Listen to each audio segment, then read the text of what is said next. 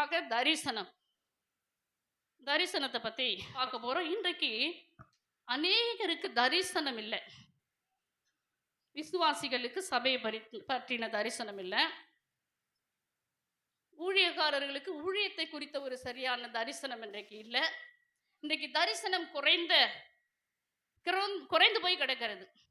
தயவு செய்து வசனத்தை கவனிங்க. வசனம் ஜீவன் உள்ளது, அது இருபுறமும் கருக்குள்ளது. இங்க நிக்கிற எண்ணெயை வெட்டும், உட்கார்ந்து கேட்குறீங்களா உங்களையும் வெட்டும். ஏன்னா இந்த வார்த்தை தான் இயேசு. அல்லேலூயா. இந்த வார்த்தை தான் இயேசு. இந்த வார்த்தையை நம்ம கிட்ட கொடுத்துட்டு நம்ம கூடவே இருக்கிறார் நம்ம ஆண்டவர். அல்லேலூயா. அப்ப இந்த வார்த்தை உங்களை நோக்கி வரும்போது மிக கவனத்தோடு கூட நீங்க கேட்கணும், அதை ஏற்றுக்கொள்ளணும். இப்ப தரிசனம் என்றதானே தலைப்புல நான் உங்களோட பேசுறேன். தரிசனம் தரிசனம் என்ற வார்த்தைக்கு 5 விதமான விளக்கங்கள் உண்டு. அல்லேலூயா. தரிசனத்துக்கு எத்தனை விளக்கம்? நீங்க எழுதி கொள்றவங்க எழுதி கொள்ளலாம். 1, மனதின் வெளிச்சம். தரிசனம் என்றால் மனதின் வெளிச்சம். அதற்கு எக்ஸாம்பிள் எடுத்து வாசிங்களா. 2 கொரிந்தியர் 4:6. இருளிலிருந்து வெளிச்சத்தை பிரகாசிக்க சொன்ன தேவன் இயேசு கிறிஸ்துவின் முகத்தில் உள்ள தமது மகிமையின் அறிவாகிய ஒளியை தோன்ற பண்ணும் பொருட்டாக எங்கள் இருதயங்களிலே பிரகாசித்தார். மகிமையின் ஒளியாகிய இயேசு நம்ம இருதயத்துல பிரகாசித்தார். அப்ப தரிசனம் என்பது மகிமையின் தேவனுடைய வெளிச்சம் நம்ம இருதயத்துல வருது பாருங்க, அதுதான் தரிசனம். சரிங்களா?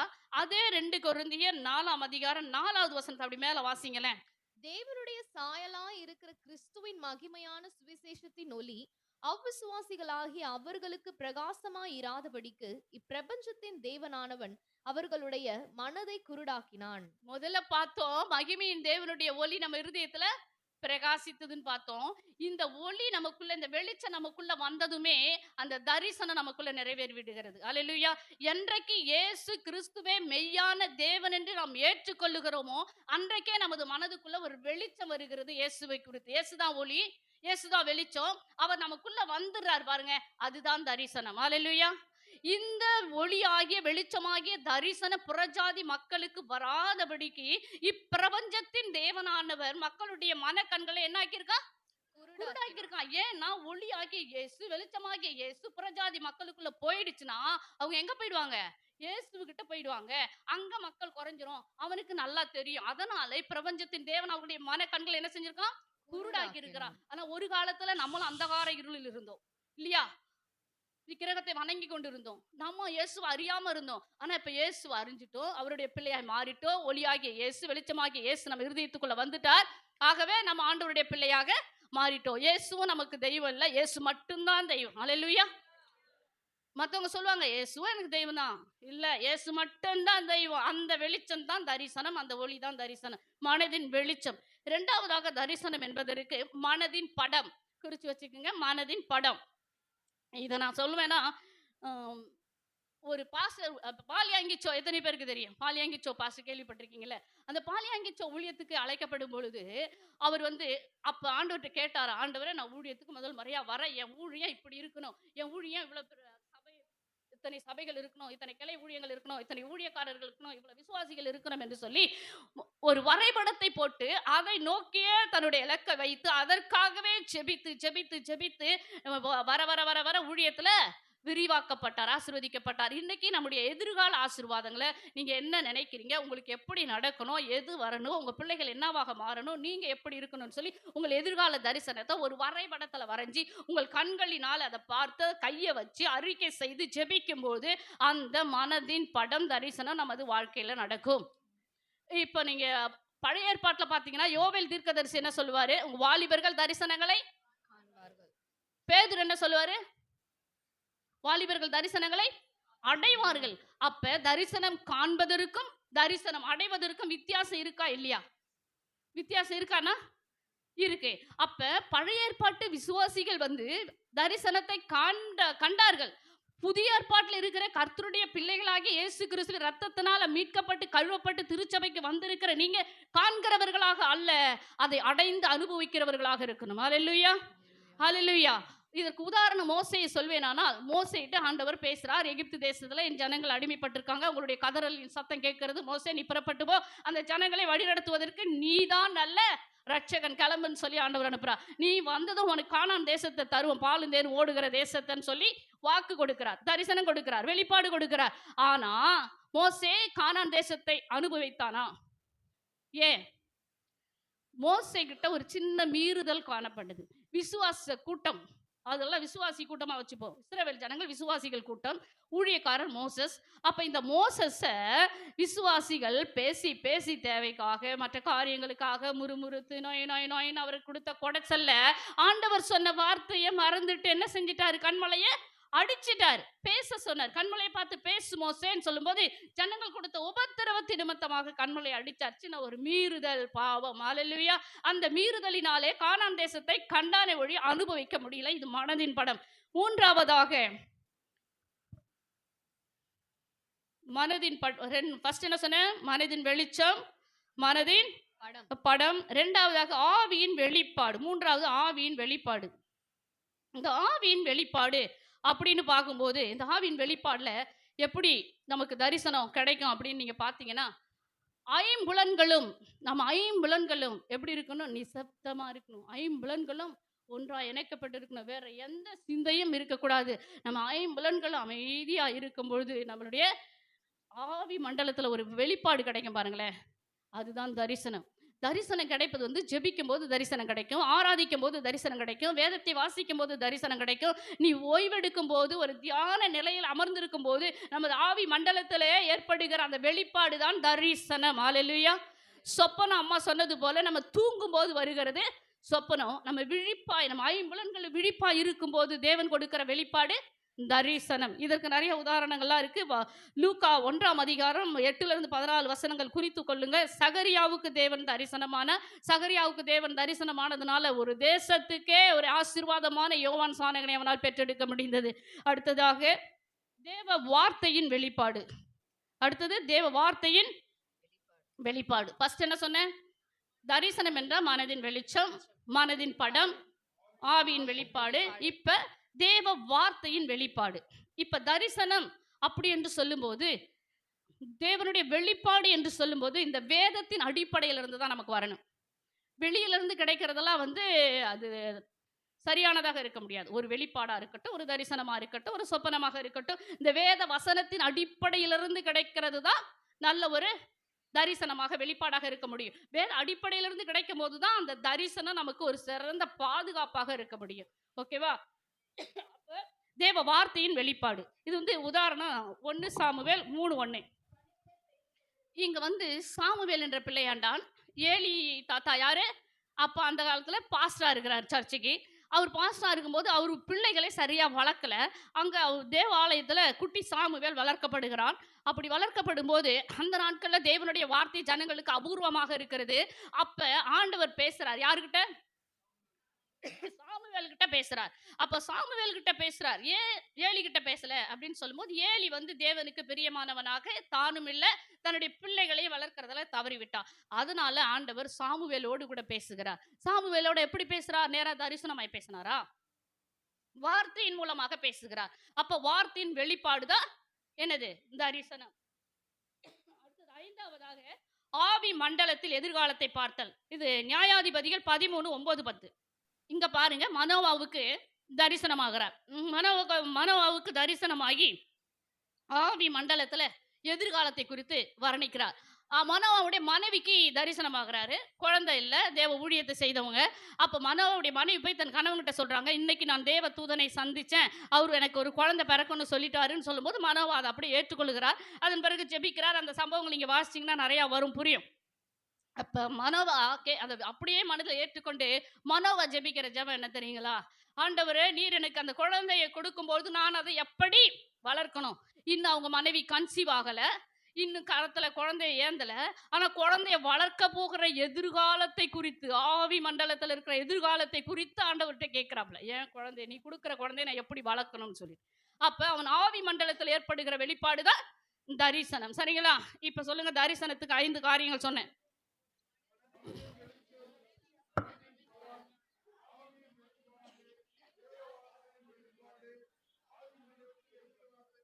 எதிர்காலத்தை பார்க்கலாம். அப்ப நம்ம எதிர்காலத்தை நம்ம என்ன செய்யணும்? ஆவி மண்டலத்துல பார்க்கணும். ஏசப்பாட்ட கேட்கணும். பிள்ளைகளை பெற்ற பெற்றோர்கள் இங்கே அமர்ந்திருக்குங்க. உங்க பிள்ளைகளுடைய எதிர்காலத்த குறித்து உங்களுக்கு ஒரு கனவு இருக்கும். ஆனா, ஆண்டவருக்கு ஒரு தரிசனம் இருக்கும். அந்த தரிசனத்துக்கு பிள்ளைகளை விட்டுக் கொடுத்து, ஆண்டவரே நீங்க அவர்களை குறித்து என்ன வச்சிருக்கீங்களோ, அது மாத்திரம் நிறைவேறட்டும். அந்த பிள்ளைகளை நான் எவ்விதமாக வளர்க்க வேண்டும், எப்படி சத்தியத்திற்கு நேராக நடத்த வேண்டும், ஆவிக்குரிய வாழ்க்கைக்கு நான் எப்படி அவர்களுக்கு வழிகாட்ட வேண்டும் என்று சொல்லி, நீங்கள் பிள்ளைகளுக்காக உத்தரவாதம் எடுத்து ஜெபிக்கிற பெற்றோராக நீங்க மாறத்தான் வேண்டும். அல்லேலூயா! இதெல்லாம் தரிசனம் என்ற ஒரு சின்ன வார்த்தைக்கு இன்ட்ரோடக்ஷனா நான் கொடுத்திருக்கேன். இப்பதான் செய்திக்கு நேராக வரப்போகிறோம். இன்றைய நாட்களில் திருச்சபை மக்களாகிய உங்களுக்கு எனக்கு இருக்க வேண்டிய தரிசனம், நமக்கும் உங்களுக்கும் நமக்கு இருக்க வேண்டிய தரிசனம் என்ன தெரியுங்களா? ஒரு 4, 5 தரிசனத்தை நம்ம பார்க்க போகிறோம். முதலாவது, ஒரு கிறிஸ்தவனுக்கு, ஒரு ஆவிக்குரிய பிள்ளைகளாகிய நமக்கு தேவனை பற்றிய தரிசனம் இருக்க வேண்டும். ஒத்துக்கிட்டா இல்லையா சொல்லுங்களா?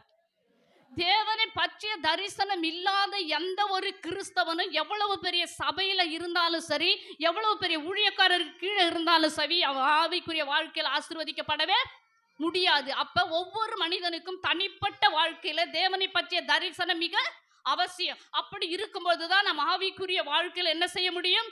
முன்னேற முடியும். ஆவிக்குரிய வாழ்க்கையில நாம் வளர முடியும். அப்ப தேவனை பற்றிய தரிசனம், தேவனை பற்றிய தரிசனம் நமக்குள்ள வரும் பொழுது நம்முடைய வாழ்க்கை முற்றிலுமாக மாற்றப்பட வேண்டும்.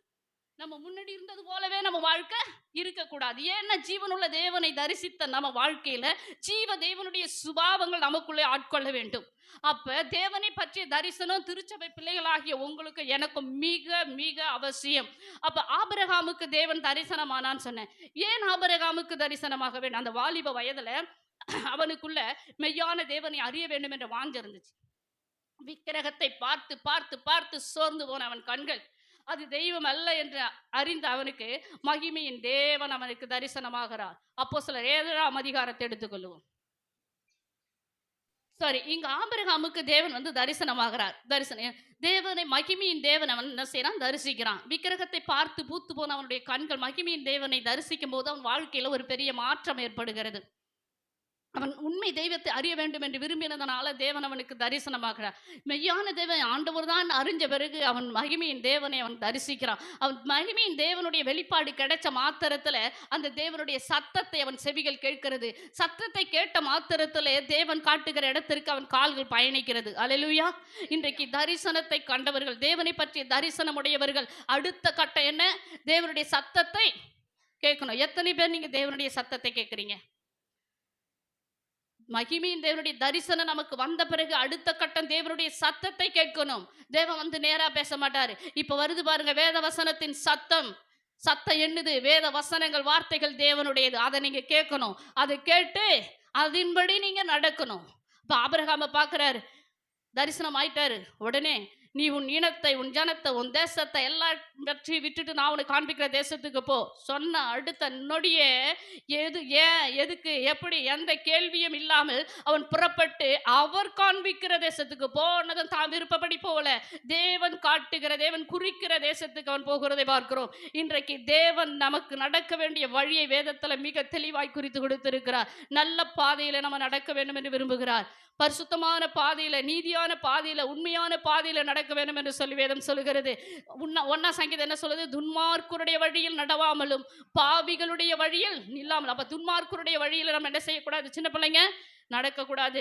துன்மார்க்கருடைய வழியில நம்ம நடக்கக்கூடாது. நம்ம எல்லாம் ஆண்டவருடைய பிள்ளைங்க, சத்தியத்தின் அடிப்படையில நடக்கணும். வேதம் நமக்கு காட்டுகிற வழியில நடக்கணும். துன்மார்க்கருடைய வழியில நீங்க நடக்கும்போது உங்க கால் தேவையில்லாத பிரச்சனையில சிக்கிக்கொள்ளும்.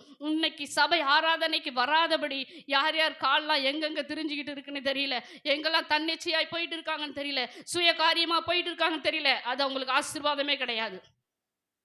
தவறாய் புரிஞ்சுக்காதீங்க, கொச்சிக்காதீங்க. தயவு செய்து கர்த்தருடைய நாளை குறித்த ஒரு பயம், ஒரு பக்தி, ஒரு வைராக்கியம் இல்லாம எங்கெங்க இன்னைக்கு படுக்கையில இருக்கிறாங்க, ஃபங்க்ஷனுக்கு போயிருக்காங்க, தன் சொந்த வேலையை பார்த்துட்டு இருக்காங்க. இப்ப டிவியை போட்டுட்டு கால் மேல கால் போட்டு ஆடிட்டு இருப்பாங்க.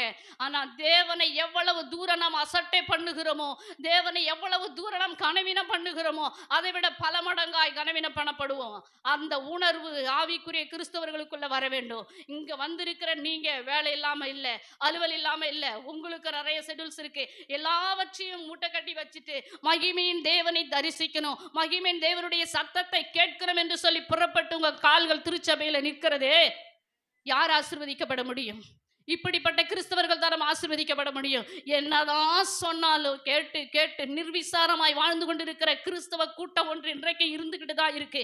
இவர்கள் மத்தியில தேவன் தரிசனமாகி இவர்களை தேவன் உணர்வடைய செய்ய வேண்டும் என்று சொன்னால் வந்திருக்கிற நீங்களும் நான் உத்தரவாதம் எடுத்து ஜெபிக்க வேண்டும். நான் இரவெல்லாம் ஜெபித்து இந்த ஆராதனைக்காக நான் கடந்து வந்திருக்கேன். ஒரு வாரம் முழுவதுமான ஆராதனைக்காக நான் ஜெபித்து வந்திருக்கிறேன். நான் ஒவ்வொரு விசுவாசிகள் பேரை சொல்லி சொல்லி இந்த நாள் ஆராதனை ஆண்டவரே நீங்க வரணும், நீங்க இல்லாத ஆராதனை எங்களுக்கு வேண்டவே வேண்டாம் என்று சொல்லி தினமும் தேவ சமூகத்துல ஜெபித்து காலையில 4 மணிக்கெல்லாம் எழும்பி நான் தனிப்பட்ட முறையில தேவனோடு கூட நான் பேசி ஜெபிச்சுட்டு வரோம். அப்ப அந்த உணர்வு நமக்குள்ள வேண்டுங்க. தேவனுடைய தரிசனத்தை பெற்ற நமக்கு தேவனை பற்றிய வைராக்கியம் இல்லைன்னா நம்ம கிறிஸ்தவர்களாய் வாழ்வதில் அர்த்தம் இல்லையே. அன்றைக்கு ஆபிரகாமுக்கு தரிசனமான மாத்திரத்தில் அவன் வாழ்க்கையில ஒரு பெரிய மாற்றம். இன்றைக்கு மகிமையின் தேவனை சந்தித்த நீங்க, ரட்சிக்கப்பட்ட நீங்க, அபிஷேகம் பெற்ற நீங்க, திருச்சபை அங்கத்தினரா இருக்கிற நீங்க அவருக்குள்ள ஒரு வைராக்கியம் பாராட்டலன்னு சொன்னா நம்ம வேற எதுக்காக வைராக்கியம் பாராட்ட போகிறோம்? ஆபிரகாமுக்கு தரிசனமான 2வது சவுலுக்கு தேவன் தரிசனம் ஆயிட்டாவே அந்த மனுஷனுக்குள்ள ஒரு முற்றிலுமான ஒரு மாற்றம் வர வேண்டும். சவுலுக்கு தேவன் தரிசனமாகிறதை பார்க்கிறோம். சவுலுக்கு தேவன் அப்போஸ்தலர் 9ஆம் அதிகாரத்துல நீங்க படிக்கும் போது சவுலை பத்தி எத்தனை பேருக்கு தெரியும்? சவுலை பத்தி எத்தனை பேருக்கு தெரியும்? அப்ப இந்த சவுல் எப்படிப்பட்ட ரொம்ப நல்லவன்ல. அவன் அவன் மக்களுக்கு நல்லவன். ஆனா கிறிஸ்தவர்களுக்கு, யூதர்களுக்கு, தேவாலயங்களுக்கு, ஊழியர்களுக்கு அவன் எப்படிப்பட்டவன்? எதிர்ப்பாளி. சபைகளை அடித்து நொறுக்கிறவன், சபைகளை நாசப்படுத்தினவன், கிறிஸ்தவர்களை கொலை செய்தவன், ஆண்டவருடைய பிள்ளைகளை வெட்டி வீழ்த்தினவன். இப்படிப்பட்ட சவுலே மீண்டும் என்ன செய்யறார்? தமஸ்குவுக்கு நேராக புறப்பட்டு போகிறார். தமஸ்குல இருக்கிற தேவ ஆலயங்களை அடித்து குறிச்சிங்க. 9ஆம் அதிகாரம் அப்போஸ்தலர் வீட்டுல போய் உட்கார்ந்து நேரம் எடுத்து வாசிங்க. இந்த நாள் கர்த்தருடைய நாள். இந்த நாளில நீ அதிகமா தேவனுக்கும் ஜெபத்துக்கும் வேதத்துக்கும் மட்டும்தான் முக்கியத்துவம் தரணும். வயிற்றுக்கு அப்புறம் தான். புரியுதுங்களா? இப்ப ஆவிக்கு தான், ஆத்மாவுக்கு தான் இது ஆகாரம். இந்த 9ஆம் அதிகாரத்தை போய் நீங்க படிச்சு பாருங்க. ஆண்டவருடைய ஆவியானவர் உங்களுக்கு தெளிவாய் பேசுவார். இந்த சவுல் புறப்பட்டு போறான் கிறிஸ்தவர்களை அடித்து நொறுக்க வேண்டும் என்று சொல்லி. போற இடத்துல ஆண்டவர் தான் எவ்வளவு தூரம் தான் பொறுப்பாருங்க. எவ்வளவு தூரம் தான் அவரு தன்னுடைய ஜனங்களை அடிக்கும்படி, சபைகளை உடைக்கும்படி பொறுமையா இருப்பாரு. வச்சாரு ஒரு ஆப்பு வழியில ஒரு பேரொளி. வாசிக்க அந்த ஒரு வசனத்தை. சடுதியிலே வானத்திலிருந்து, ஹல்லேலூயா, வானத்திலிருந்து ஒரு ஒளி சடுதியாய் வந்து அவனை சுற்றி பிரகாசித்தது. அவன் என்ன செஞ்சிட்டான்? கீழே விழுந்துட்டான்.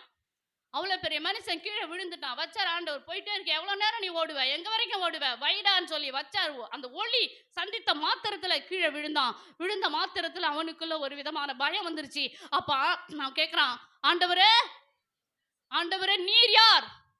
ஆண்டவரே நீர் யார்? அப்ப ஆண்டவர் ஒருவர் இருக்கிறார் என்று தெரியும். அந்த மெய்யான ஆண்டவர் இயேசு என்பது மட்டும் அவனுக்கு தெரியல. அதனால இயேசுவை வணங்கின ஜனங்களை அவன் துன்பப்படுத்துகிறான், சபைகளை அடித்து நொறுக்குகிறான். இங்க ஆண்டவர் தரிசனமான பிறகு ஆண்டவரே நீர் யார் என்று கேட்கிறான். அப்ப கேட்கும் போது அப்ப இயேசு என்ன சொல்றாரு? நீ துன்பப்படுத்துகிற இயேசு நானே. ஹல்லேலூயா, ஹல்லேலூயா. இன்னைக்கு எத்தனை பேர் ஆண்டவரை துன்பப்படுத்தி கொண்டிருக்கிறோம். மேலோட்டமான கிறிஸ்துவ வாழ்க்கை வாழ்ந்து கொண்டு உள்ளான ஒரு மனிதனில் தேவனை காயப்படுத்தி கொண்டு, தேவனை துக்கப்படுத்தி கொண்டு வாழ்கிற கிறிஸ்தவர்கள் இன்றைக்கு அநேகர் உண்டு. இது போன்ற சவுல்மார்கள் இன்னைக்கு நிறைய பேர் தெரிஞ்சுக்கிட்டு இருக்காங்க. சபைகளை அடித்து நொறுக்கணும், ஊழியங்களை நாசப்படுத்தணும், ஊழியர்கள் குடும்பம் அழியணும், ஊழியக்கார பிள்ளைங்க ஆக்சிடென்ட்ல மறிக்கணும், இப்படி என்று சொல்லி ஊழியங்களுக்கு விரோதமாய், கிறிஸ்தவர்களுக்கு விரோதமாய், முழு கிறிஸ்துவ சமுதாயத்திற்கு விரோதமாய் இன்றைக்கு சத்துரு தீவிரித்து செயல்பட்டு கொண்டு இருக்கிறான் இல்லையா? எவ்வளவு பேர் எழும்பி இருக்கிறாங்க. ஆனா இந்த சவுலெல்லாம் கர்த்தர் ஒரு நாளை சந்திக்கும் பொழுது அவங்க டோட்டலா மாற்றப்பட்டு விடுவாங்க. அன்றைக்கு சவுல் சபைகளை அடித்து நொறுக்க வேண்டும் என்று சொல்லி தமஸ்குவை நோக்கி போகிறான். தேவ ஒளி சந்திக்கப்படுகிறது. சந்தித்த மாத்திரத்துல ஆண்டவர் பேசுகிறார். பேசிட்டு அடுத்து அவனுக்கு கொடுத்த ஊழியம் என்ன தெரியுமா? அநேக திருச்சபைகளை அவன் கட்டுறாங்க. திருச்சபைகளை உடைத்த அதே கை அநேக தேவாலயங்களை கட்டுவதற்காக தேவன் எடுத்து பயன்படுத்துகிறதை நாம் வேதத்துல படிக்க முடியும். ஹல்லேலூயா. இன்றைக்கு எந்த மனுஷன், எந்த அரசாங்கம், எந்த அதிகாரி யார் கிறிஸ்தவர்களுக்கு விரோதமாய், ஆலயங்களுக்கு விரோதமாய் எழும்புகிறார்களோ அவர்களை கொண்டே இந்த தேசத்துல ஒரு சுவிசேஷத்தை அறிவிக்க போறார். ஹல்லேலூயா. அநேக பவுல்களாக கர்த்தர் மாற்ற போகிறார். அநேக சவுல்களை தேவன் சந்திக்க போகிறார். கடைசி காலத்துல வாழ்ந்து கொண்டிருக்கிறோம். வருகையின் விளிம்பில் நின்று கொண்டிருக்கிறோம். கர்த்தருடைய சுவிசேஷம் செல்லாத இடங்களுக்கு, திருச்சபைகளுக்கு நேரா எதிர்ப்பு தெரிவிக்கிற மக்களுக்கு நேரா கர்த்தர் தம்முடைய கரத்தை நீட்ட போகிறார். இது கடைசி காலம். ஹல்லேலூயா, ஹல்லேலூயா. எத்தனை பேர் வேணாலும் எழும்பட்டும், யார் வேணாலும் எழும்பட்டும். இருக்கட்டும், சபைகளை அடித்து நொறுக்கட்டும், கிறிஸ்தவர்களை அடித்து நொறுக்கட்டும், எது வேணாலும் வரட்டும். ஆனா நம்ம உள்ளுக்குள்ள இருக்கிறதான அந்த நம்பிக்கை, அந்த இயேசுவை ஒருத்தனால விடுங்க முடியாது. அல்லேலூயா, அல்லேலூயா. மரித்தால் இயேசுவோடு தான், வாழ்ந்தால் இயேசுவோடு தான். ஆனா சுவிசேஷத்தை அறிந்து கொண்ட நீங்களும் நானும் அறியாதிருக்கிற கோடிக்கணக்கான ஜனங்களுக்காக திறப்பில் நின்று கதறுகிறவர்களாக நீங்க மாற வேண்டும். நீங்க ரட்சிக்கப்பட்ட நோக்கம் அதுதான். அல்லேலூயா, அல்லேலூயா. அப்ப சவுல் தேவனை தரிசித்த மாத்திரத்திலே அவன் வாழ்க்கையில ஒரு மாற்றம். சபைகளை அடித்து நொறுக்கினவனை கொண்டே சபைகளை கட்டுவதற்காக தேவன் அவனை கரத்தில் எடுக்கிறார். அடுத்ததாக சபையை குறித்த தரிசனம். ஒன்னு தேவனை பற்றின தரிசனம், இரண்டாவது சபையை பற்றின தரிசனம். எபிரேயர் 10:5. இது எல்லாருக்குமே தெரியும். வாரம் வாரம் நல்லா கவனிங்க திருச்சபை பிள்ளைகளை, நீங்க நல்லா கவனிங்க. வாரம் வாரம் இந்த 10:25 கர்த்தர் உங்களோட பேசிக்கொண்டே இருக்கிறார். எபிரேயர் 10:25. சபை கூடி வருதுல விடாதீங்க, சபை கூடி வருதுல விடாதீங்க, சபைக்கு ஒவ்வொரு வாரமும் பரிசுத்த ஆவியானவர் உங்களை எச்சரித்து கொண்டு ஞாபகப்படுத்தி கொண்டு இருக்கிறார். இதையும் கேட்டு நிர்விசாரமா வீடுகள் இருக்கிற அநேக விசுவாசிகள் இருக்கதான் செய்யறாங்க. இந்த வசனத்தை வார வாரம் ஆண்டவர் உங்களுக்கு நினைப்பூட்டுகிறான்னு சொல்லும்போது நம்ம வாழ்க்கையை அதற்கு அர்ப்பணித்து விட வேண்டும். இன்றைக்கு கிறிஸ்தவ சபைகளில விசுவாசிகள் இருக்காங்க, ஆனா விசுவாசிகளுக்குள்ள சபையை பற்றின தரிசனம் குறைந்து போயிருக்கு. அல்லேலூயா, அல்லேலூயா. நீங்க ஆவிக்குரிய கிறிஸ்தவர்கள் ஆவிக்குரிய சபையில ஒரு நல்ல ஆவிக்குரிய ஐக்கியத்தை வளர்த்து கொள்ள வேண்டும். உங்களுக்கென்று தேவன் குறித்து கொடுத்த திருச்சபையை குறித்ததான தரிசனம் உங்களுக்கு வேண்டும். அன்றைக்கு ஆபிரகாமுக்கு ஆதியாகமம் 22:2 தரிசனமாகிறார். நீ போ, நான் காண்பிக்கிற தேசத்துக்கு போ, அங்க நான் உனக்கு குறிக்கிற மலையில பலியிடுன்னு சொன்னார். அப்ப ஆபிரகாம் போக வேண்டிய இடம் வெகு தூரம், 3 நாள் பிரயாணம் பட்டு போகிறார். அங்க போன பிறகு அவர் குறிக்கிற மலையில தான் பலியிடுறான். அப்ப தேவன் உங்களுக்கென்று குறித்து கொடுத்த சபையில நீங்க வந்து சோத்திர பலி செலுத்தணும், நீங்க அவர் ஆராதிக்கணும் என்று உங்கள் துதிக்காக உங்கள் சோத்திர பலிக்காக தேவன் இங்க உங்களை எதிர்பார்த்து இருக்கும் பொழுது நீங்க வேற இடத்துல போகும்போது ஆசீர்வாதத்தை இழந்துருவீங்க. சரியா நான் சொல்றது? அப்ப தேவன் உங்களை எதிர்பார்த்து காத்திருக்கிற உங்கள் திருச்சபையை பற்றிய தரிசனம் உங்களுக்கு வேணும். இன்றைக்கு சபையை பற்றிய தரிசனம் விசுவாசிகள் மத்தியில குறைந்து போயிருக்கிறது. சபையை பற்றிய தரிசனம் இருக்குன்னு சொன்னா இன்னைக்கு யாரும் தூங்கிட்டு இருக்க மாட்டாங்க. சனிக்கிழமை நைட்டு தூக்கம் வராது. அந்த சின்ன வயசுல இருந்து இந்த நாள் வரைக்கும் சனிக்கிழமைனாவே எங்களுக்கு மைண்ட்ல அலாரம் அடிச்சுக்கிட்டே இருக்கும். ஒரு தடைக்கு 2-3 தடவை எழும்புவோம். ஏன்னு சொன்னா ஞாயிற்றுக்கிழமை ஆராதனை, உயிர் தெரிந்த ஆராதனை, சபைக்கு போக வேண்டும், சபைக்கு போக வேண்டும். ஏன் சபை? நான் ஆராதிக்க போனேன், எனக்காக என்னை படைத்த ஆண்டவர், என்னை ரட்சித்த ஆண்டவர் காத்துக்கிட்டு இருக்கிறார் என்று சொல்லி அந்த உணர்வோடு கூட நாம் ஓடி வருவோமே ஆனால் சபை தரிசனம் உடையவர்களாக இருப்போம். அல்லேலூயா. இன்னைக்கு சபை தரிசனம் இல்லாததுனால 8 மணிக்கு மேல வராங்க, 8:30 மணிக்கு வராங்க, 8:45 வராங்க, 9க்கு வராங்க. தயவு செய்து இங்க வந்து இருக்கிற எல்லார்கிட்டையும் உங்கள்கிட்ட நான் கையெடுத்து கும்பிடுறேன். நீங்க லேட்டா வர்றவங்க ஒவ்வொருவரும் தயவு செய்து நல்லா கவனிங்க. ஒரே ஒரு ரகசியத்தை நான் உங்களுக்கு சொல்றேன். உங்கள் தேவைக்காக நீங்க தினமும் தேவனை நோக்கி ஜெபிக்கிறீங்க இல்லையா? உங்க தேவைக்காக எப்ப பாரு ஆண்டவரை உச்சரிச்சுக்கிட்டு தான் இருக்கும். எப்ப பாரு ஆண்டவர் அது வேணும், இது வேணும், அது வேணும் கேட்டுக்கிட்டே இருக்கிறோம். நம்ம தேவையை மட்டும்தான் சொல்றோம். என்னைக்காவது நம்ம ஏசப்பாவுடைய தேவை என்னன்னு நீங்க கேட்டிருக்கீங்களா? கேட்டிருக்கீங்களா? ஏசப்பாவுடைய தேவை உங்களுக்கு தெரிஞ்சா அதை நீங்க நிறைவேற்றுவீங்களா? எத்தனை பேர் நிறைவேற்றுவீங்க? உண்மையா உள்ளத்தின் ஆழத்திலிருந்து சொல்லுங்க. உங்க தேவையை உங்க ஆயுள் நாளெல்லாம் அவர் நிறைவேற்றாரு. அவருடைய தேவையை உங்களால் நிறைவேற்ற முடியுமா? உண்மையா கையை தூக்கினீங்க இல்லையே சொல்லுங்களேன். நம்ம ஏசப்பாவுக்கு ஒரு தேவை இருக்குங்க. உங்களே என்னைய படைத்த வானாதி வானவருக்கு ஒரு தேவை இருக்குங்க. அந்த தேவையை உங்களால் நிறைவு செய்ய முடியுமா? ஒரு ரகசியத்தை சொல்றேன், நல்லா கவனிச்சிங்க. அவர் தேவையை நீங்க நிறைவு செய்ய வேண்டும் என்று சொன்னா ஆராதனைக்குள்ள நீங்க உள்ள இருக்கணும்.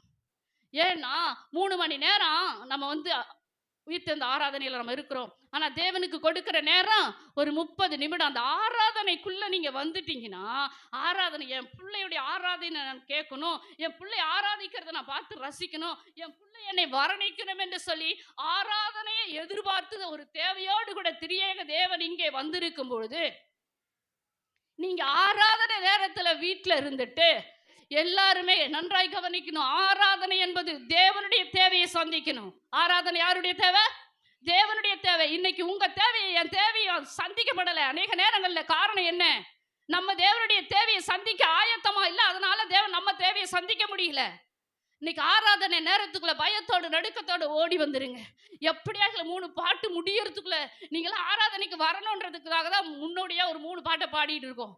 ஏன்னா ஆராதனைக்குள்ள எல்லாரும் வந்துடணும். எல்லாருடைய சின்ன பிள்ளைங்க, பெரியவங்க, வாலிப எல்லாரும் தேவனை ஆராதிக்கணும்னு ஆசையா பார்த்துட்டு இருக்காரு. நம்ம ஆராதனையில அவர் ஆசைப்படுறாருங்க. ஆராதனை மட்டும்தாங்க அவருடைய தேவை. அவருடைய தேவையை நீங்க நிறைவு செய்யுங்க. உங்க தேவையை நீங்க வாய் விட்டு சொல்லவே வேணாம், அவர் நிறைவு செய்வார். அல்லேலூயா. அப்ப சபை தரிசனம் உடையவர்கள் ஆராதனை நேரத்துக்கு முன்னதாகவே உள்ள இருக்கணும். சபை தரிசனம் உடையவர்கள் மனுஷனை முகஸ்துதி செய்வதற்கு வரமாட்டாங்க. இந்த சபை தரிசனம் உடையவர்கள் சபையினுடைய எல்லா ஒழுங்குகளையும் சட்டதிட்டங்களையும் கடைபிடிப்பார்கள் இல்லையா? சபையினுடைய தரிசனம் உடையவர்கள் சபை காரியங்களிலே முழுமையா இன்வால்வ் ஆவாங்க. சபை தரிசனம் உடையவர்கள் சபைக்குள்ள வந்துட்டு மற்ற காரியங்களை யோசிக்க மாட்டாங்க, மற்ற காரியங்களை சம்பாஷிக்க மாட்டாங்க.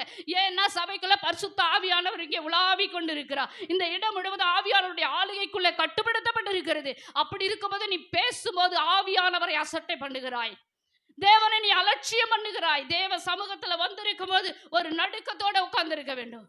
வேத வசனம் வரும்போது உங்களுடைய இதயம் அது அப்படியே ஏற்றுக்கொள்ளத்தக்கதாக அது பண்படுத்தப்பட்டு இருக்க வேண்டும். வேத வசனத்துக்கு நாம் அசட்டை பண்ணுவோமானால் கர்த்தர் அசட்டை பண்ணுவார். அது ரொம்ப கொடுமையா இருக்கும். தயவு செய்து சபை தரிசனம் இல்லாதவர்கள் இந்த நாளில் ஒரு தீர்மானம் எடுத்துக்கொள்ளுங்க. சபை தரிசனம் உடையவர்களாய் நீங்க மாற வேண்டும். சபைக்காக தான் நம் ஆண்டவராகிய இயேசு கிறிஸ்து வரப்போகிறார். இந்த சபைக்காக தான் வரப்போறார். இந்த சபைக்காக வரும்போது சபை தரிசனம் உடையவர்கள் சபைக்குள்ள இருக்கணும், பரிசுத்தம் உள்ளவர்கள் சபைக்குள்ள இருக்கணும், விசுவாசம் உள்ளவர்கள் சபைக்குள்ள இருக்கணும். அவர் எதிர்பார்த்து வருகிறதான அந்த வேளையில அவருடைய விசுவாச பிள்ளைகளாகிய நீங்களும் நாளும் சபை தரிசனம் உடையவர்களாய் அவரை எதிர்நோக்கி செல்லக்கூடிய ஒரு பரிசுத்த ஆயத்தை நமக்கு வேணும். அல்லேலூயா, அல்லேலூயா. சபை தரிசனம் உடையவர்களுக்காக சபை பாஸ்டர் எல்லாவற்றிலும் உத்தரவாதம் எடுப்பார். என்னைக்கு யாரு சபையுடைய காரியங்களில் முன்ன நின்று சபையில பார்வையாளர்களாக அல்ல, சபையில பங்காளர்களாக சபையினுடைய காரியங்களில் உங்களை இன்வால்வ் பண்ணிக்கொண்டு சபையில எதை செய்யலாம், எதை சரிப்படுத்தலாம். நம்ம வீடு அழகா வச்சிருக்கோம், ஜெப வீடு இப்படி இருக்கு, ஜெப வீட்டில் என்ன செய்யலாம், ஜெப வீட்டில் என்னுடைய பங்கு என்ன, நான் செய்ய வேண்டியது என்ன, இந்த ஆலயத்தில் கர்த்தர் என்னை கொண்டு வந்து வச்சிருக்காருன்னு சொன்னா இந்த ஆலயத்தில் என்னால் செய்யப்பட வேண்டிய வேலைகள் ஏதாகிலும் இருக்கா, இப்படி ஒவ்வொரு நாளும் யோசிக்கணும், ஜபிக்கணும். ஊழிய வளர்ச்சிக்காக, சபையினுடைய வளர்ச்சிக்காக, புதிய ஆத்துமாக்களுக்காக சபை தரிசனம் உடையவர்களாய் நீங்கள் ஜெபிக்கணும். அல்லேலூயா. அப்படி நீங்க ஜெபிக்கும் போது, அப்படி நீங்க சபையை பற்றிய தரிசனம் உடையவர்களா இருக்கும்போது உங்க வீட்டில் நடக்கிற எல்லா காரியங்களிலும் பாஸ்டர்ஸ்ங்க உத்தரவாதம் எடுப்பாங்க. உங்க பிள்ளைகளுடைய குடும்பத்துக்காக, உங்க பிள்ளைகளுடைய எதிர்காலத்துக்காக, உங்க குடும்பத்தின் பாதுகாப்புக்காக தினமும் திறப்புல நின்று ஊழியர்கள் உங்களுக்காக ஜெபிப்பார்கள். அப்ப சபை தரிசனம் உள்ளவர்கள் சபைக்குள்ள வரும்போது உங்களுக்கு தேவன் குறித்து கொடுத்த சபையிலிருந்து தான் தேவன் திருவசனத்தின் மூலமாக தீர்க்க தரிசனமாக உங்களோட பேச முடியும். உங்க ஆவிக்குரிய மண்ணா உங்க திருச்சபையில இருந்து தான் உங்களுக்கு கிடைக்கும். வெளியில ஏதோ பெருசா கிடைக்குதுன்னு போய் பெரிய ஏமாற்றத்தை அடையக்கூடாது இல்லையா?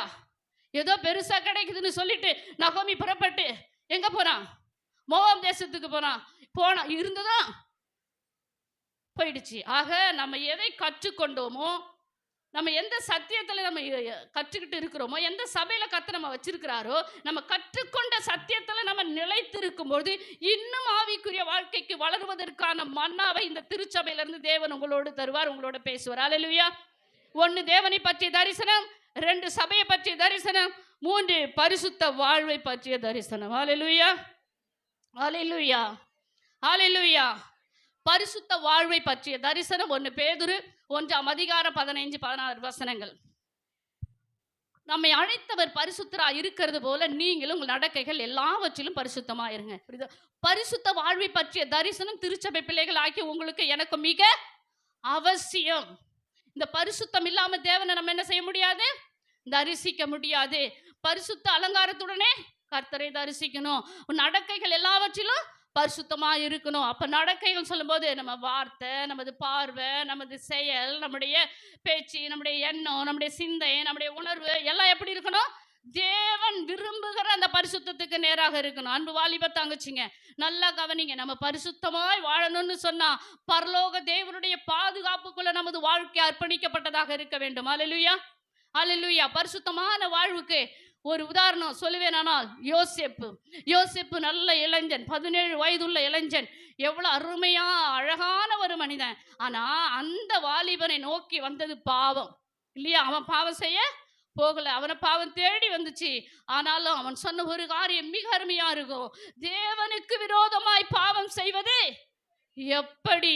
ரட்சிக்கப்பட்டோம், நீ கிறிஸ்துவ குடும்பத்துல பிறந்திருக்கிறதுனால நீ பரிசுத்தம் இல்ல, நீ ஊழியக்கார் பிள்ளையா இருக்கிறதுனால பரிசுத்தவான் அல்ல, கிறிஸ்துவ பெயர் உனக்கு வைத்திருக்கிறதுனால நீ ஒரு கிறிஸ்தவனும் அல்ல.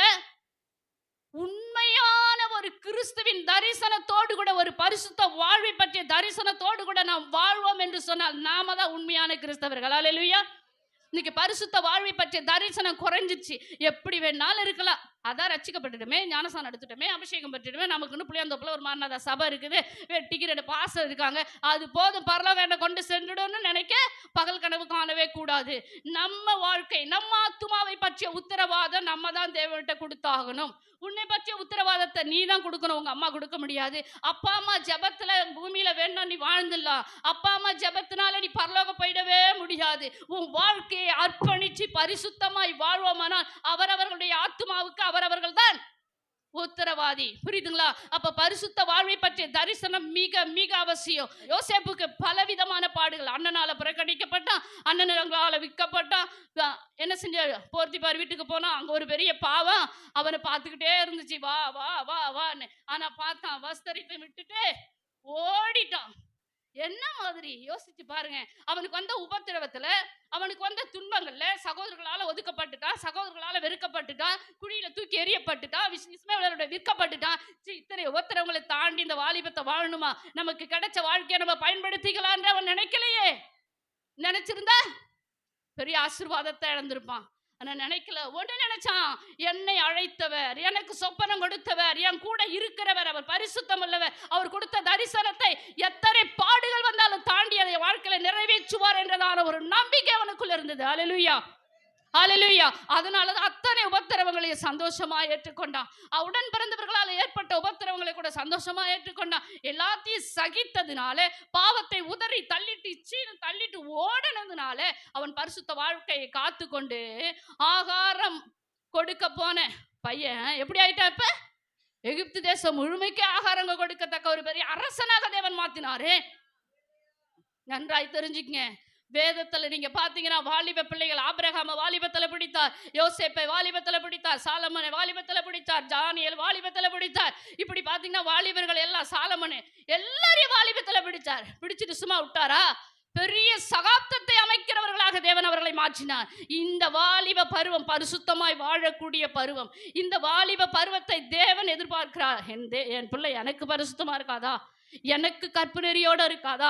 கரைதிரை அற்றவளாய் வாழ மாட்டாளா? என் அன்பு தம்பி தங்கச்சி, நல்லா கவனிங்க. இந்த கொடுத்திருக்கிற இந்த வாலிப பருவம் நீ தேவனுக்காக பயன்படுத்தணும். உன் வாலிப காலத்துல சிருஷ்டிகர்த்தரை மட்டும் நினைக்கணும். ஒரு பையன் சொன்னான், உன் வாலிப பிராயத்துல ஒரு சிஸ்டரை நினைன்னு சொன்னான் என்கிட்ட. அப்ப நான் சொன்ன, போடா பைத்தியகாரா, உன் வாலிப காலத்துல ஒரு சிருஷ்டிகரை நினை, உன்னை படைத்தவரை நினை, உன்னை உருவாக்கினவரை நினை, உனக்குள்ள ஜீவன் கொடுத்திருக்கிறாரே அவரை நினை, வாழ்வு அருமையா இருக்கும். நீ சிஸ்டரை நினைச்சா நீ அடி பாதாளத்துக்கு போக வேண்டியதா இருக்கும்.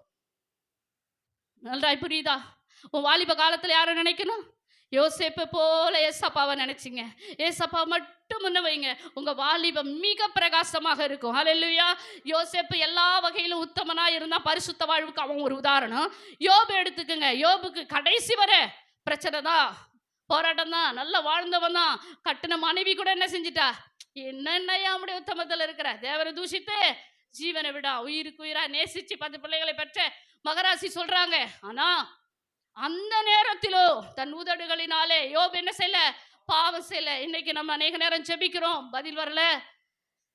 ஆலயத்துக்கு வந்துட்டு போறோம், போன பிறகு அடுத்த நாள் நமக்கு ஜுரம் வந்துடுது, ஏதோ உடம்பு சரியில்லாம ஆயிடுது. நம்ம என்ன சொன்னோம், ஐயோ நேற்று தானே ஆலயத்துக்கு போயிட்டு வந்தேன், பாரா ஜெபிச்சுட்டு வந்தேன், எனக்கு இப்படிப்பட்ட பிரச்சனை எனக்கு பின்னாடியே தொடர்ந்துருக்குது. நான் 3 வருஷமா ஜெபிக்கிறேன், இந்த ஜெபத்துக்கு இந்த ஆண்டவருக்கு கண்ணே இல்லை காதே இல்லை, எனக்கு பதிலே கொடுக்கல. எத்தனை நேரங்களில் நம்ம ஆண்டவரை முறுமுறுக்கிறோம், எத்தனை நேரங்களில் நம்ம ஆண்டவரை வேதனைப்படுத்துறோம், எத்தனை நேரங்களில் நம்ம ஆண்டவரை காயப்படுத்துறோம். யோசிச்சு பாருங்க. ஆனா எல்லா உபத்திரவத்திலும் உண்மையும் உத்தமமாய் பின்பற்றின அந்த யோபு கடைசியில இரட்டிப்பான ஆசீர்வாதத்தை பெற்றுக்கொண்டான். இன்றைக்கு அருமையான கர்த்தருடைய பிள்ளைகளே, திருச்சபை பிள்ளைகளாகிய உங்களுக்கு எனக்கும், ஜெபிக்கிற உங்களுக்கு எனக்கும் உபத்திரவம் வராதுன்னு சொல்ல மாட்டேன், உபத்திரவம் வரும். நான் இந்த வருஷம் வந்து ஆரம்பித்த நாள்லேருந்து நான் ஜெபிச்சேங்க. அதிகமாக ஜெபிச்ச ஒரு காரியம் என்னென்னா, ஆண்டவரே இந்த ஆண்டில் எங்கள் விசுவாச பிள்ளைகள் குடும்பம் ஆசீர்வதிக்கப்படணும், பாதுகாக்கப்படணும், நஷ்டம் வரக்கூடாது, இழப்பு வரக்கூடாது, வீண் செலவுகள் வரக்கூடாது, ஈவன் மருத்துவ செலவுகள் வரக்கூடாது. அதிகமாக விசுவாசிகளுக்காக ஜெபிச்சேன் பாருங்க. எங்கள் குடும்பத்துக்கு நான் ஜெபிக்க மறந்துட்டேன். வந்துச்சு ஒரு பெரிய செலவு எங்களுக்கும். பிப்ரவரி மாதம் மருத்துவ செலவு தான், சர்ச்சை செலவு தான், மேலே ஈபி செலவு பார்த்து கிட்டத்தட்ட எதிர்பாராத செலவு 1,10,000 மேலே போயிடுச்சு போன மாசம். கர்த்தர் வெட்கப்படுத்தல, மிக அருமையா தேவையை சந்திச்சாரு. அவரு தான் தேவையை சந்திப்பேன்னு சொல்லிட்டாரே, அழைச்சது அவர் தானே, சந்திக்கலைன்னா அப்புறம் அவர் பார்த்துக்கிட்டோம். எல்லாத்தையும் மிக அழகா சந்திச்சார். எங்கேயும் எந்த சோர்வு ஏற்படவே இல்லை. கர்த்தர் கூடவே இருந்தார். இன்றைக்கு எந்த சூழ்நிலை வந்து பிரச்சனை வரும், போராட்டம் வரும், வியாதி வரும், எது வேணாலும் வரட்டுங்க, வந்துட்டு போட்டோம். இந்த சரீரத்தை தொடதான் முடியும். ஆவியே தொட விட்டுடாதீங்க, ஆத்துமாவை தொட விட்டுடாதீங்க. ஆண்டவர் கரத்துல ஒப்பு கொடுங்க. யோபுவுக்கு எல்லாத்தையும் தொட்டு சரீரத்திலேயும் சாத்தான் கைய வச்சான், ஆனாலும் அவன் கொஞ்சம் கூட அசரல. அவன் உறுதியாய் நின்றான் உத்தமத்துல. அல்லேலூயா. அப்ப திருச்சபை பிள்ளைகளாக்கி உங்களுக்கு எனக்கு இருக்க வேண்டிய தரிசனம் என்ன? பரிசுத்த வாழ்வை பற்றிய தரிசனம். 1 தேவனை பற்றிய தரிசனம், 2 சபையை பற்றிய தரிசனம், 3 பரிசுத்த வாழ்வை பற்றிய தரிசனம். இன்னும் அதுல ஒரு காரியத்தை சொல்றேன். அந்தரங்க பாவத்துல இங்க நீங்க யாராகில் இருப்பீங்கன்னு சொன்னா, எனக்கு இரவுல ஜெபிக்கும் போது இந்த காரியம் மைண்ட்ல வந்துச்சு. ஒரு சில பிள்ளைகள் அந்தரங்கத்துல ஏதோ பாவம் செஞ்சுட்டு இருக்கீங்க, அது யாருன்னு தெரியல. தயவு செய்து மனைவிக்கு தெரியாம கணவனுக்கோ, கணவனுக்கு தெரியாத மனைவிக்கோ, இல்ல பெற்றாருக்கு தெரியாத பிள்ளைகளோ, நீங்க நினைக்கலாம் என்னை யாரும் பார்க்கல, என் புருஷன் பார்க்கல, என் மனைவி பார்க்கல, எங்க அப்பா அம்மா பார்க்கலன்னு. அந்தரங்க வாழ்க்கை இருக்கு பாருங்க, அது 100% நீங்க ஆண்டவர் கரத்துல ஒப்பு கொடுக்கணும். அந்தரங்கத்துல ஏதாகிலும் பாவம், தேவனுக்கு பிரியமில்லாத காரியம் இருக்குமே ஆனால் பரிசுத்த ஆவியானவர்களை எச்சரிக்கிறார், தயவு செய்து உங்களை சீர்படுத்திக் கொள்ளுங்க. இயேசு வரப்போகிறார். அந்தரங்க வாழ்க்கையில பரிசுத்தம் இல்லைன்னு சொன்னா கைவிடப்பட்டிருப்பேன். வேதத்துல வாசிக்கிறோம், அந்தரங்கத்துல ஜெபிக்கிற உன் ஜெபத்திற்கும், அந்தரங்கத்துல நீ வடிக்கிற கண்ணீருக்கும் வெளியரங்கமாய் பதில் கொடுக்கிற அதே தேவன் அந்தரங்கத்துல நீ செய்கிற பாவத்திற்கான பிரதிபலனும் நீ வெளியரங்கமாய் அனுபவிக்க வேண்டும். எச்சரிக்கைப்படுங்க, ஜாக்கிரதைப்படுங்க. வாலிப பிள்ளைங்க, கர்த்தருக்கு பிரியமில்லாத, பெற்றாருக்கு பிரியமில்லாத, குடும்பத்துல யாருக்கும் இவங்களுக்கு தெரியாதுன்னு நினைச்சு நீ அந்தரங்கத்துல ஏதாயிலும் ஒரு பகுதியில ஒரு சின்ன பாவம் உங்களுக்குள்ள ஒட்டி இருக்குமானால் உங்களை நீங்களே அலைசி ஆராய்ந்து பாருங்க. தயவு செய்து அறிக்கை செய்து அதை விட்டு நீங்க வெளியே வந்துட்டீங்கன்னா ஆவியானவர் உங்களை அபரிதமாய் ஆசீர்வதிக்க உண்மையுள்ளவராக இருக்கிறார். அல்லேலூயா. இன்றைக்கு செல்போனை வச்சுட்டு அம்மா பார்க்கல, அப்பா பார்க்கல, யாருக்கிட்ட சாட் பண்ற, கர்த்தர் உன்னை பார்க்கிறார். உன் புருஷன் பார்க்காம இருக்கலாம், உன்னுடைய ஆத்ம மனவாளனோட பார்த்துக்கிட்டு இருக்கிறார். திருச்சபை மனவாட்டியாகிய நீங்களும் நானும் செல்போனை யூஸ் பண்றதுல மிக கவனமா இருக்கணும். செல்போன்ல பார்க்கிறோம், எந்த படத்தை பார்க்கிறோம்? தேவனுக்கு பிரியமானதை பார்க்கிறோமா? நம்ம சாட் பண்ணும்போது யார்கிட்ட சாட் பண்றோம், யார்கிட்ட எவ்வளவு நேரம் பேசுறோம்? தயவு செய்து பாவத்தை உங்க வலது கரத்துல ஏந்திக்கிட்டு இருக்கீங்க, பாவம் எப்பொழுதும் உங்க பாக்கெட்ல இருக்கு, பாவம் எப்பொழுதும் உங்க கையில இருக்கு, பாவத்தை எப்பொழுதும் உங்க பேக்ல வச்சுக்கிட்டு இருக்கீங்க. ஆனா அது நம்ம தலையில இருக்கிற ஒரு முடிய கூட எடுக்க அனுமதிக்க கூடாது. நம்ம தான் அதுக்கு ஆர்டர் போடணும், நம்ம தான் அதை கையாளணும். அது நம்ம கையால விடவே கூடாது. என்ன வாலிப பிள்ளைங்கள, அம்மா இல்லாதப்ப செல்போன் எடுத்துட்டு ஓடுறீங்களா? யாருக்காவது சாட் பண்றீங்களா?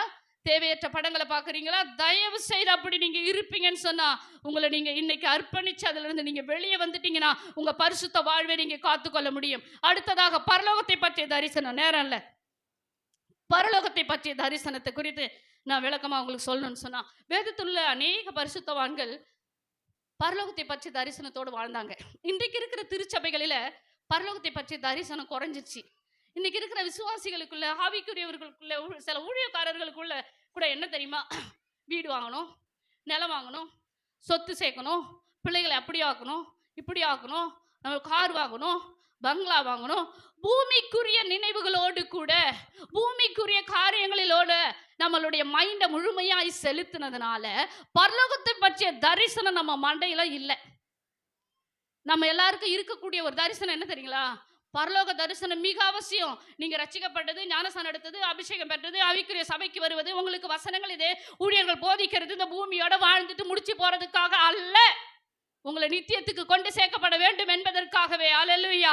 அதற்காக நாம் ஓடிக்கொண்டிருக்கிறோம். நம்ம ஓடுறதும் விருதாவாய் போயிடாதபடிக்கு ஒவ்வொரு நாளும் பரலோகத்தை பற்றிய தரிசனம் உடையவர்களாய், பரிசுத்த வாழ்வை நோக்கிய சிந்தை உடையவர்களாய் வாழ வேண்டும். அல்லேலூயா, அல்லேலூயா. பரலோக தரிசனம் இன்னைக்கு குறைஞ்சி போயிருக்குது. பரலோகத்தை பற்றி தான வெளிப்பாடு குறைஞ்சி போயிருக்குது. ஏதோ வர்றோம், ஜெபிக்கிறோம், பைபிள் படிக்கிறோம், போயிட்டே இருக்கிறோம், ஆராதிக்கிறோம். இல்லை, நம்ம போக போகிற பிரயாணம் வெகு தூரம். நம்ம பரலோகத்தை நோக்கி பயணிக்கணும். இந்த பூமிக்குரிய காரியங்களே நாடக்கூடாது. வேதம் சொல்லுகிறது, நீங்களும் நானும் அந்நியரோ பரதேசிகளுமா இருக்கிறோம். ஏன்னா இந்த பூமி நமக்கு சொந்தமல்ல, சதமல்ல. நமக்காக ஒரு வீடு இங்க கட்டப்பட்டு இருக்கிறது. 2 கொரிந்தியர் 5ஆம் அதிகாரம் 1வது வசனத்தை வாசிங்க. அப்ப பரலோகத்துல நமக்கு என்ன வீடு இருக்கு? நித்திய வீடு இருக்கு. நித்திய வீடு இருக்கு. அந்த பரலோகத்தில் இருக்கிற அந்த நித்திய வீட்டை நீங்களும் நானும் சுதந்திரிக்கணும் என்று சொன்னா, இந்த பூமி நமக்கு சொந்தமானதல்ல. இந்த பூமியில நீங்களும் நானும் அந்நியரும் பரதேசிகளுமாய் இருக்கிறோம். ஹல்லேலூயா. இங்க பூமியில உங்களுக்கு சொந்த வீடு இருக்கலாம். ஒரு சிலர் எனக்கு சொந்த வீடே இல்லை, நான் கடைசி வரை வாடகை வீட்டில் தான் இருக்கிறேன், கடைசி வரை லீஸில் தான் இருக்கிறேன். நீ வாடகை வீட்டில் இருந்தாலும் சரி, லீஸில் இருந்தாலும் சரி, சொந்த வீட்டில் இருந்தாலும் சரி, எந்த வீட்டையும் நம்ம எடுத்துக்கொண்டு போக போறதே இல்லை. ஆண்டவர் வரும்பொழுது நமக்காக அங்க ஒரு வீடு இருக்கா என்ற அந்த நித்திய நம்பிக்கையை பெற்றுக்கொண்டவர்களா இந்த பூமியிலே நாம் வாழ வேண்டும். ஹல்லேலூயா. அப்ப பரலோகத்துல கைவேளையல்லாத நித்திய வீடு நமக்காக இருக்கு. அந்த வீட்டை சுதந்திரிக்க வேண்டும் என்பதற்காக தான் தேவன் நம்மை ரட்சித்து இந்த பூமியில வைத்திருக்கிறார். அந்த வீட்டை சுதந்திரிக்கணும்னா சாதாரணமா சுதந்திரிக்க முடியாது. நான் பரலோகத்துக்கு போயிடுவேன், பாஸ்டர் பிள்ளையா இருந்தா பரலோகம் போயிட முடியாது. கிறிஸ்தவ குடும்பத்தில் பிறந்திருந்தீங்கன்னா பரலோகம் போயிட முடியாது. உன் பேரு கிறிஸ்தவலா இருக்கிறதுனால பரலோகம் போயிடவே முடியாது. பரலோகத்தை பற்றிய தரிசனம் உடையவர்களாய், பரிசுத்த சிந்தை உள்ளவர்களாய், பரம தேவனை நோக்கி ஒவ்வொரு நாளும் பரலோக தரிசனத்தோடு பரிசுத்த சிந்தையோடு நாம் பயணிக்கும் போது மட்டும்தான் பரலோகத்தை சொந்தரிக்க முடியும். ஹல்லேலூயா. அப்ப பூமிக்குரிய காரியங்களிலே நம்ம நாட்டம் வைக்காதபடிக்கு, பூமியில் இருக்கிறதையே நாடி தேடாதபடிக்கு, மேன்மையானவைகளை தேடி நாட வேண்டும். ஹல்லேலூயா. இப்ப நரகத்தை பற்றிய வெளிப்பாடு, வேகமா போறேன். நரகத்தை பற்றிய வெளிப்பாடு அப்படின்னு சொல்ல உங்களுக்கு உதாரணத்துக்கு சொல்றேன். லூக்கா 16ஆம் அதிகாரத்துல 19 to 25 வசனங்களை குறிச்சு கொள்ளுங்க. உங்களுக்கு நல்லா தெரியும். ஐஸ்வர்யவான் லாசரு யாரு? எத்தனை பேருக்கு தெரியும்? காரங்க கையில தூங்க. வேதத்தில் உள்ள, இப்ப நான் கதை மாதிரி சொல்றேன். வேதத்துல ஐஸ்வர்யவான் லாசருன்னு 2 பேர் இருந்தாங்க. லாசர் யாருங்க? லாசர் யாரு? தரித்திர பிச்சைக்காரன் என்று பார்க்கிறோம். அப்ப பூமியில பிச்சைக்காரனா இருந்த, தரித்திரனா இருந்த, அவன் மனுஷர்களால் ஒதுக்கப்பட்டு மனுஷர்களால் தீண்டப்படாதவர்களாக, அப்படிப்பட்ட வாழ்க்கை, நல்ல ஆகாரம் இல்லை, நல்ல வஸ்திரம் இல்லை, தங்க வீடு இல்லை, அப்படிப்பட்ட பிச்சைக்காரனுக்கு பேர் கொடுக்கப்படுகிறது லாசரு என்று சொல்லி. எல்லா ஆஸ்தியோடும் அந்தஸ்தோடும் ஆடம்பரத்தோடு வாழுகிறதான ஐஸ்வர்யவானுக்கு வேதத்துல பேர் கொடுக்கப்படலை. இவங்க 2 பேரும் ஒரே நாள்ல என்ன செய்யறாங்க? சாவுறாங்க, மரிக்கிறாங்க. மரிச்ச பிறகு பேரே கொடுக்கப்படாத நல்ல ஐஸ்வர்யவான், நல்ல ஆஸ்தியோடு வாழ்ந்த இந்த ஐஸ்வர்யவான் எங்க போறா? நித்திகா எங்க போறா? ஐஸ்வர்யவான் வீட்டுக்கு போறானா? நரகத்துக்கு போறான், பாதாளத்துக்கு போறான். மரிச்ச லாசரு பிச்சைக்காரன் எங்க போறா? ஆபிரகாம் மடியில தேற்றப்படுகிறான். அவனுக்கு பூமியில ஒரு அடி நிலம் சொந்தம் இல்லாததா இருக்கலாம், ஒரு தட்டு நல்ல ஆகாரம் இல்லாம இருக்கலாம், மாத்திக்கொள்ள வஸ்திரம் இல்லாம இருக்கலாம். பரலோகத்தை சுதந்திரிச்சுக்கிட்டானே, அது தேவையா? இது தேவையா நமக்கு? ஆனா பூமியில எல்லாத்தையும் வாங்கி ஆடம்பரமா வாழ்ந்த ஐஸ்வர்யவான் என்ன செய்யறான்? நரகத்துக்கு போயிடுறான். இப்ப பாருங்க, இவன் பரலோகம் போயிட்டான். பூமியில பிச்சை எடுத்தவன் லாசரு, நரகத்துல பிச்சை எடுக்கிறவன் ஐஸ்வர்யவான். இப்ப ஆபிரகாம் மடிய பாக்குறான். ஐயோ, லாசர் என்ன அழகா தேற்றப்படுற, நம்ம இப்படி வாழ்ந்த உலகத்துல என்ன ஆடம்பரம், ஐயோ என்ன பகட்டான ஒரு வாழ்க்கை, அப்படி வாழ்ந்துட்டு நித்தியமான நரகத்துல இருக்கிறோமே. ஆபிரகாம் ஐயா அந்த லாசரை அனுப்பி ஒரு சொட்டு தண்ணீரை விரல்ல நினைச்சிட்டு வந்து என் நாக்குல வைக்க சொல்லுங்க, நான் வேதனைப்படுறேன், நான் எரியிறேன், என்னால ஒண்ணும் முடியல அப்படின்னு சொல்லி கதறான். அப்ப பிச்சைக்கார அது ஐஸ்வர்யவான் போய் ஒரு டம்ளர் தண்ணி கூட கேட்கல. என்ன கேட்கறான்? ஒரு சொட்டு தண்ணி. நல்லா புரிஞ்சுக்குங்க, பாதாளத்துக்கும் பரலோகத்துக்கும் ஒரு பெரிய பிளவு இருக்கு. அங்க போயிட்டா இங்க வர முடியாது, இங்க போயிட்டா அங்க போக முடியாது. இங்க போன பிறகு அங்க இருக்கிறவங்க வந்து இவங்களுக்கு எந்த உதவி செய்ய முடியாது. அப்படி செய்யணும்னு நினைச்சா கூட செய்ய முடியாது. அந்த பகுதியை நீங்க வீட்டுல போய் படிச்சு பாருங்க. அப்ப இந்த ஐஸ்வர்யவான் சொல்றான், ஐயோ எனக்கு இன்னும் 5 சகோதரர்கள் பூமியில இருக்காங்க, தயவு செய்து ஆபிரகாம் ஐயா அந்த லாசருவை கொஞ்சம் அனுப்பி விடுங்களேன், அவங்க போய் இயேசுவை பத்தி சொல்லட்டுமே, அவங்க சொல்லி அவங்களாவது நான் பரலோகத்துக்கு வரட்டும், நான் படுற இந்த வேதனை இந்த கொடுமை அவங்களுக்கு வரக்கூடாதுன்னு சொல்லி நரகத்துக்கு போன பிறகு ஆத்தும பாரம் யாருக்கு? ஐஸ்வர்யவானுக்கு வருது. நரகத்துக்கு போன பிறகு ஆத்தும பாரம் வந்து என்ன பிரயோஜனம்? இன்றைக்கு இதுல இருந்து நீங்க என்ன புரிஞ்சுக்கிறீங்க? நீங்க பரலோகத்தை தெரிஞ்சுக்கிட்டீங்க, இயேசு அறிஞ்சுக்கிட்டீங்க, பரலோகத்துக்கான வழி உங்களுக்கு தெரியும். நம்ம பரலோகம் போயிடுவோம். நம்ம குடும்பத்தை சார்ந்தவர்கள், நம்ம உடன் பிறந்தவர்கள், இரத்த கலப்பான உறவுகள், ஏன் நம்ம பிள்ளைகள் யாராகில நரகத்துல இருப்பதை பார்த்தால் நம்ம வயிறு எரியுமா எரியாதா? கொஞ்சம் யோசிங்க. இந்த பூமியில இருக்கும் பொழுதே நீங்களும் நானும் திறப்பில் நிற்க வேண்டும். நரகத்துக்கு போகிற கோடிக்கணக்கான மக்களுக்காக திறப்பில் நின்று ஜெபித்து நரகம் போகாதபடிக்கு அவர்களை தடுத்து நிறுத்த வேண்டும். அதற்காக தான் நீங்களும் நானும் அழைக்கப்பட்டிருக்கிறோம். ஹல்லேலூயா. நரகத்துக்கு போயிட்ட பிறகு ஆத்தும பாரம் எதுக்குங்க? நம்ம போயிடுறோம். நம்ம கூட பிறந்தவங்க நரகத்துக்கு வயிறு எரியாதா? எவ்வளவு கஷ்டப்படுவோம், எவ்வளவு வேதனைப்படுவோம். தயவு செய்து சொல்றேன், ஒவ்வொரு நாளும் நீங்களும் நானும் தினமும் நமக்காக, நமது பிள்ளைக்காக, நமது குடும்பத்துக்காக, நமது தேவைக்காகவே ஒரு சுய வட்டத்தை போட்டுக்கிட்டு அது உள்ளவே இருக்கிறோம். வெளியே வந்து பாருங்க, எத்தனை கோடிக்கணக்கான ஜனங்கள், வலது கைக்கு இடது கைக்கு வித்தியாசம் தெரியாத ஜனங்கள், இயேசுவை அறிந்தும் அறியாதவர்கள் போல வாழ்ந்து கொண்டு இருக்கிற ஜனங்கள் நித்தியமான நரகத்தை நோக்கி பயணித்துக்கிட்டு இருக்கிறார்களே, யார் அவர்களை தடுத்து நிறுத்த முடியும்? இன்றைக்கு முழங்காலில் நின்று கண்ணீர் வடித்து ஜெபிக்கிற ஒரு கூட்டத்தை தேவன் சபைகளிலே தேடிக்கொண்டிருக்கிறாரே. இன்னைக்கு ஜெபம் நான் வர முடியல, தனிப்பட்ட முறையில் தேவனோடு உறவாட முடியல, உங்களுக்காகவே உங்களால ஜெபிக்க முடியலன்னா அழிந்து போகிற மக்களுக்காக எப்ப ஜெபிக்க போகிறோம்? தயவு செய்து உங்களுக்குள்ள ஒரு ஆத்தும பாரத்தை இன்னைக்கு நீங்க வளர்த்துங்க. ஆண்டவரே, நான் பூமியில இருக்கும் போதே நான் நரகத்துக்கு போறேனா பரலோகத்துக்கு போகிறேனா என்றதை நிச்சயித்துக் கொள்ளுங்க. உங்க குடும்பத்தில் இருக்கிறவங்களுடைய நடவடிக்கையை பார்க்கும்போது உங்களுக்கே தெரியும் இவங்க பரலோகம் வருவாங்க வரமாட்டாங்கன்னு. அப்போ உங்க உள்ள வேதனைப்படணும். ஆண்டவரே, அந்த நபருக்காக ஜெபிக்கிற சொல்லி பாரு, கூப்பிட்டு பாரு, ஜெபிச்சிரு, முழங்கால் பண்ணிட்டு கண்ணீர் வடிச்சிரு. நீ அந்தரங்கத்துல வடிக்கிற ஒவ்வொரு சொட்டு கண்ணீருக்கும் தேவன் உன் கண்ணு பார்க்கத்தக்கதான பதிலை இந்த பூமியில நீ பாப்ப. ஹல்லேலூயா, ஹல்லேலூயா. இன்னைக்கு அழிந்து போகிற ஆத்துமாக்கள், நம்ம குடும்பத்தில் உள்ள ஆத்துமாக்களுக்காக திறப்பில் இருக்கக்கூடிய ஜனங்களாய் நீங்களும் நானும் மாறணும். எத்தனை கொடிய ஜனங்கள் கிறிஸ்தவர்களை அழித்துக்கிட்டு இருக்காங்க. பிஜேபி காரங்க, RSS காரங்க, சிவசேனா காரங்க, எவ்வளவு பேர் யோசிச்சு பாருங்க. இவங்களெல்லாம் யாரு தொடறது? யார் தொட முடியும்? யார் போய் சொல்ல முடியும்? முடியாது. ஜெபிப்போ. நம்ம முழங்கால் ஜெபத்தால, கண்ணீர் ஜெபத்தால முடியாதுன்னு எதுவுமே கிடையாது. ஹல்லேலூயா. ஜெபத்தை கேட்கிற சர்வ வல்லமை உள்ள தேவன் ஒரு நாள் அவர்களை சவுலை சந்தித்தது போல சந்திப்பார். அவர்களை கொண்டே சுவிசேஷத்தை உலகம் எங்கும் கொண்டு செல்ல வைப்பார். அந்த நாள் வரும், அதை நாம் பார்ப்போம், நமது செவிகள் கேட்கும். ஹல்லேலூயா. கரங்களை தட்டி தேவனை மகிமைப்படுத்துவோமா? சுவிசேஷத்தை சொல்ல வேண்டிய பாரம் இன்றைக்கு உங்களுக்கும் எனக்குள்ளும் இருக்க வேண்டும். அழிந்து போகிற மக்களுக்காய் திறப்பிலே கண்ணீர் வடிக்கக்கூடிய பாரம் உங்களுக்கு எனக்கு இருக்க வேண்டும். இன்றைக்கு நரக தரிசனம் இல்லை, ஜனங்களுக்குள்ள நரக வெளிப்பாடு இல்லை, நிர்விசாரமாய் வாழ்ந்து கொண்டு இருக்காங்க. நான் ஆண்டவர்கிட்ட ஜெபிக்கிறதுல, ஆண்டவரை எங்க சபை பிள்ளைகளுக்கும் நான் பெத்த பிள்ளைகளுக்கும் எனக்கும் கூட நரகத்தை பற்றி ஒரு வெளிப்பாடு கொடுங்க, நரகத்தை பற்றி ஒரு தரிசனத்தை கொடுங்க, பரலோகத்தை பற்றி ஒரு தரிசனத்தை கொடுங்க. ஏன் நரகத்தை பற்றிய வெளிப்பாடு? இங்க ஐஸ்வர்யமா நரகத்துக்கு போன பிறகு அவனுக்கு ஆத்தும பாரம் வருது இல்ல. இன்னைக்கு ஆண்டவர் நம்ம கூட வெளிப்பாடு கொடுத்து நம்ம பேசிட்டாருன்னா பூமியில் இருக்கும் போதே நமக்கு அந்த ஒரு பாரம் வந்துடும். நம்ம என்ன செய்வோம்? அவதி போது நம்ம வேலைகளை முடிச்சிட்டு தேவ சமூகத்தில் அதிக நேரம் எடுத்து அழிந்து போகிற ஆத்துமாக்களுக்காக தரப்பில் இருக்க முடியும். ஹல்லேலூயா.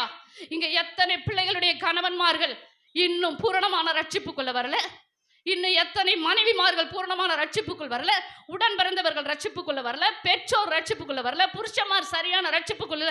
எப்ப இவங்களெல்லாம் பரிசுத்தவான்களாய் மாற்றி பரிசுத்த வாழ்வை நோக்கி பயணித்து பரலோகத்தை சென்றடைய முடியும்? பரலோகத்தை பிடிக்க முடியும்?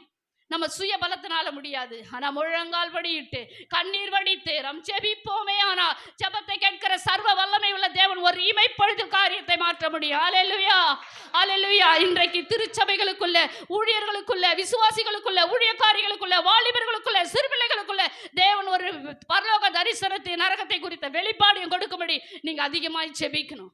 ஜெபித்து இந்த பூமியில அந்த வெளிப்பாடு கிடைக்கும் பொழுதுதான் நம்ம பரிசுத்தமாய் காத்துக்கொள்ள முடியும், பரலோகத்தை நோக்கி பயணிக்க முடியும். உலகத்தினுடைய மேன்மைகளை வெறுத்து தேவனுக்குரிய காரியத்தை நாம் நாட முடியும். இப்ப நமக்கு இருக்க வேண்டிய தரிசனங்களை நான் சொல்லிட்டேன். என்னென்ன? ஒரு கிறிஸ்தவர்களுக்குள்ள இருக்க வேண்டிய தரிசனம், தேவனை பற்றிய தரிசனம். தேவனை பற்றிய தரிசனத்துக்கு 2 பேரு சொன்னேன். யார்? ஆபிரகாம், சவுல் சொன்னேன். அடுத்தது சபையை பற்றிய தரிசனம் எபிரேயர் 10:25 சொன்னேன். அடுத்தது பரிசுத்த வாழ்வை பற்றிய தரிசனம் யோசேப்பு, யோபு பத்தி சொன்னேன். அடுத்தது பரலோகத்தை பற்றிய தரிசனம், நரகத்தை பற்றிய வெளிப்பாடு லூக்கா தானே, லூக்கா 16:19 இருந்து நான் சொன்னேன். இந்த வெளிப்பாடுகள் எல்லாம் உண்மையான ஒரு ஆவிக்குரிய கிறிஸ்தவர்களாகிய நமக்குள்ள இருக்கணும். சரிங்களா? ஆனா இதெல்லாம் நமக்குள்ள இருக்க வேண்டிய தரிசனம். இப்ப உங்களையும் கடைசியான வரேன், கவனிங்க, உங்களையும் என்னையும் நமது குடும்பத்தையும் படைத்த சர்வ வல்லமை உள்ள தேவனுக்கு நம்மை பற்றிய ஒரு தரிசனம் இருக்கு. ஹல்லேலூயா, ஹல்லேலூயா. நமக்குள்ள இருக்க வேண்டிய தரிசனத்தை பார்த்தோம். இப்ப நம்ம பற்றி நம்ம தேவனுக்குள்ள இருக்கிற தரிசனத்தை பார்க்கணும். புரியுதுங்களா? என்னைக்காவது ஆண்டவர்ட்ட, ஆண்டவரே என்னை குறித்த தரிசனம் என்ன? நான் அதுக்கு தான் ஆரம்பத்துல என் சாட்சி சொல்லிட்டேன். என் தரிசனம் நான் வேலைக்கு போகணும், நான் சம்பாதிக்கணும், என் குடும்பத்த காப்பாத்தணும், ஊழியம் செய்வது எனக்கு பிரியமே இல்ல. நான் ஊழியத்துக்கு வரல. தேவன் அழைத்து தான் நான் ஊழியத்துக்கு வந்தேன். என்னுடைய தரிசனம் வேலை செய்யணும், உலக பிரகாரமாக இருக்கணும், ஆனா ஆண்டவருக்குள்ள இருக்கணும். இப்படி நினைச்சேன். ஆனா ஆண்டவருடைய விருப்பம், ஆண்டவருடைய தரிசனம் அது அல்ல. அவர் தரிசனம் நான் ஊழியம் செய்ய வேண்டும் என்பதற்காக. நான் மரிச்ச போதே எங்க மாமாவை யாரோ சொன்னாங்களாம், குழியில எங்க அம்மாவை புதைக்கும் போது, இது யாரு காப்பாத்துறது, இது 6 மாசம் கை குழந்தையா இருக்கு, இதையும் குழியில போட்டு புதைங்கன்னு சொன்னாங்களாம். அதை எங்க அக்கா எங்க அண்ணாலாம் இப்பவும் சொல்லுவாங்க. ஆனா சொன்னேன், எங்க மாமாவுக்கு கடைசி வரை இப்ப நான் தான் பார்க்க வேண்டிய சூழ்நிலை இருக்குது. எது எப்ப எப்படி நடக்கணும் யாருக்கு தெரியும்? பரலோகத்தின் தேவனுக்கு தெரியும் இல்லையா? உங்களையும் என்னை உருவாக்கின தேவனுக்கு உங்களை பற்றி என்னை பற்றி ஒரு தரிசனம் இருக்காது. என்னன்னு என்னைக்காவது ஆண்டவர்கிட்ட கேட்டிருக்கோமா? தம்பி தங்கச்சி கேட்டிருக்கீங்களா? உங்க அப்பா அம்மாவுக்கு உங்களை பத்தி ஆசை இருக்கும், விருப்பம் இருக்கும், தரிசனம் இருக்கும். அது ஒரு கட்டம். உங்களுக்குள்ளே தனிப்பட்ட விருப்பம் இருக்கும், ஒரு தரிசனம் இருக்கும் இல்லையா?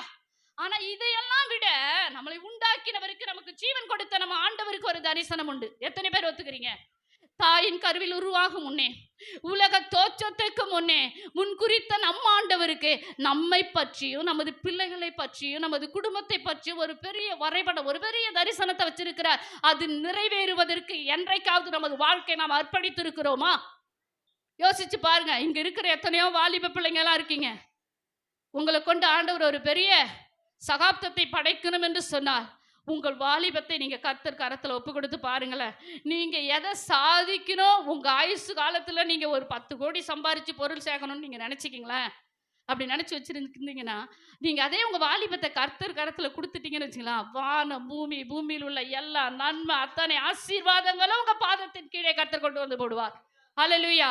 அப்ப நம்ம வாழ்க்கை யார் கையில இருக்கணும்? ஏசப்பா கரத்துல இருக்கணும். தம்பி தங்கச்சி, நம்ம எதிர்காலம் ஏசப்பா கரத்துல இருக்கணும். இங்க இருக்கிற வாலிப தம்பி தங்கச்சிக்கு நல்லா கவனிங்க.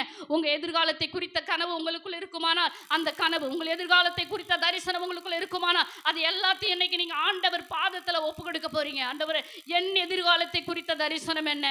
என் எதிர்காலத்தை குறித்த தரிசனம் நீங்க என்ன வச்சிருக்கீங்க? நான் பிறக்கிறதுக்கு முன், நீங்க இப்ப தரிசனத்தை புதுசா ஏற்படுத்த போறது இல்ல. நான் பிறக்கிறதற்கு முன்னதாகவே, தாயின் கருவிலிருந்து வெளிப்படுவதற்கு முன்னதாகவே என்னை பற்றிய ஒரு தரிசனம் உங்களுக்கு இருக்குல்ல. அந்த தரிசனம் என்ன? அந்த தரிசனத்துக்கு என்னுடைய வாழ்க்கையை நான் 100% அர்ப்பணிக்கிறேன் என்று சொல்லும் பொழுது உங்கள் வாழ்க்கையில தேவ தரிசனம் நிறைவேறும். எத்தனை பேர் தேவ தரிசனம் நமது வாழ்க்கையில நிறைவேற இன்னைக்கு நீங்க ஒப்பு கொடுக்க போறீங்க? அன்பு வாலிப தங்கச்சி, திருமணமாகாத வாலிப தங்கச்சி கவனிங்க. உங்கள் திருமண வாழ்க்கையில தேவ சித்தம் நிறைவேறணும், தேவ தரிசனம் நிறைவேறணும். நம்ம விருப்பப்படி ஒன்றை செலக்ட் பண்ணினா அது பிக்கலும் முடுங்கலுமாய் வரும். தேவ சித்தத்தின்படி நம்ம ஒப்பு கொடுப்போமானால் அது கடைசி வரைக்கும் ஒரு சமாதானத்தோடு கூட அமையும். என்னுடைய திருமண வாழ்க்கையில கூட நான் ஆண்டவர்கிட்ட ஜெபித்த கர்த்தர் கொடுத்த வாழ்க்கை இன்றைய வரைக்கும் தேவன் ஆசீர்வாதமாய் நடத்தி கொண்டிருக்கிறார். ஒன்று தெரிஞ்சுக்கிங்க, உங்க திருமண வாழ்க்கையா இருந்தாலும் சரி, உங்க படிப்பின் எதிர்காலமாக இருந்தாலும் சரி, உங்க பிள்ளைகளை குறித்த எதிர்காலமா இருந்தாலும் சரி, நீங்க ஒரு வரைபடம் வச்சிருப்பீங்க உங்க பிள்ளைகளை குறித்து. என் பிள்ளை இப்படி வரணும், என் பிள்ளை இப்படி ஆகணும். நீங்க என்ன பூமியில இருக்கும்போது அந்த பிள்ளைகள் விரும்புறதெல்லாம் படிக்க வைங்க, என்னெல்லாம் செய்யணுமோ அதுக்கு செய்யுங்க, நல்ல வழியை காட்டி கொடுங்க. அதே நேரத்துல உங்க பிள்ளைகளை கர்த்தருடைய கரத்துல 100க்கு 100 அர்ப்பணிச்சு விடுங்க. எசப்பா, என் வாழ்க்கையில, என் பிள்ளைகள் வாழ்க்கையில, என் குடும்பத்துல, என் சபையில உங்க தரிசனம் மட்டுமே நிறைவேற வேண்டும் என்று அர்ப்பணிக்கணும். எத்தனை பேர் ஒத்துக்கிறீங்க? அர்ப்பணிப்பீங்களா? கட்டாயமா அர்ப்பணிப்பீங்களா? ஒரு நிமிஷம் எல்லாரும் எழுப்பி நிற்போமா?